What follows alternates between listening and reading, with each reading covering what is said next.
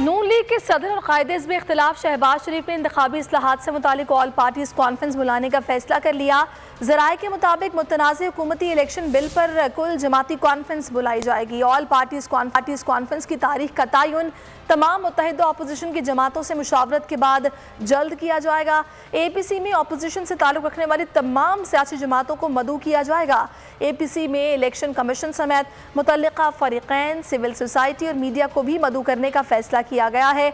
Election की निगरानी और इसके अमल को जांचने वाली मुख्तलिफ तंजीमों और इदारों को भी दावत दी जाएगी।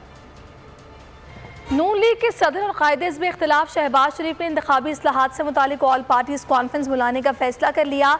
ज़राए के मुताबिक मुतनाज़ हुकूमती इलेक्शन बिल पर कुल जमाती कॉन्फ्रेंस बुलाई जाएगी। ऑल पार्टीज कॉन्फ्रेंस की तारीख का तयन तमाम मुत्तहिदा अपोजिशन की जमातों से मुशावरत के बाद जल्द किया जाएगा।